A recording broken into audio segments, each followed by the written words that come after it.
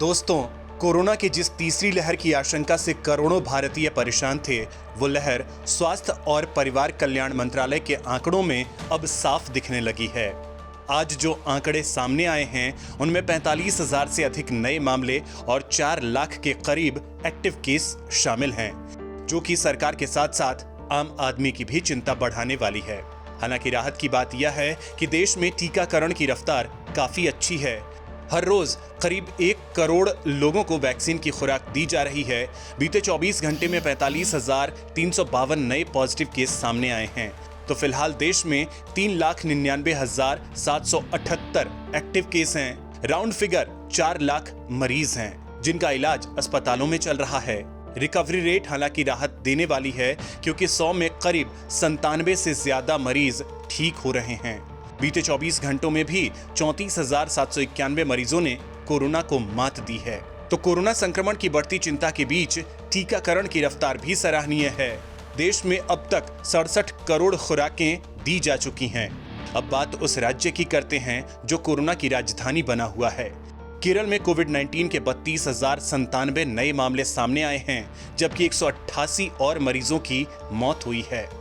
तो इस दौरान 21,634 मरीज संक्रमण से मुक्त भी हुए, लेकिन देश में कोरोना के 70% मामले अकेले केरल से ही आ रहे हैं, जो बेहद चिंताजनक हैं। केरल के बाद महाराष्ट्र, तमिलनाडु, कर्नाटक और पूर्वोत्तर के राज्यों के हाल भी बुरे हैं। उत्तर भारत ने कोरोना को तगड़ी मात दी है, जो बड़ी राहत की बात है। क्या स्कूल खुलने से बढ़ेंगे कोरोना केस? देश में कोरोना से सबसे ज्यादा प्रभावित राज्य केरल भी स्कूलों को खोलने पर विचार कर रहा है। राज्य में हर दिन 30,000 से ज्यादा केस मिल रहे हैं, लेकिन सीएम पिनरई विजयन को एक्सपर्ट्स ने सुझाव दिया है कि ये वक्त स्कूलों को खोलने का है।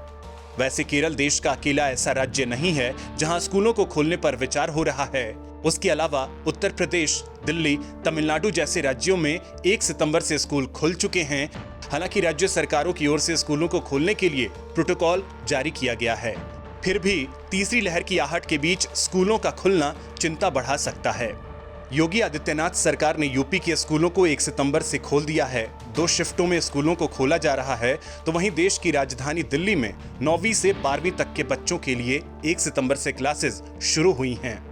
नियम तय किया गया है कि क्लासरूम में एक समय में कुल क्षमता के 50% बच्चे ही रहेंगे। तो वहीं तमिलनाडु में 9वीं से 12वीं के बच्चों के लिए स्कूलों को खोल दिया गया है। इसके अलावा 1 सितंबर से ही वर्किंग पुरुष और महिलाओं के लिए हॉस्टल भी खोल दिए गए हैं। त्रिपुरा सरकार ने 6ठी से 12वीं तक के बच्चों के लिए 1 सितंबर से स्कूलों को खोल दिया है। तो तेलंगाना में भी स्कूलों को खोल दिया गया है, लेकिन हाईकोर्ट के आदेश के मुताबिक बच्चों का आना अनिवार्य नहीं है। शिवराज सिंह चौहान सरकार ने मध्य प्रदेश में भी 1 सितंबर से 9वीं से 12वीं तक के बच्चों के लिए स्कूल खोल दिए हैं।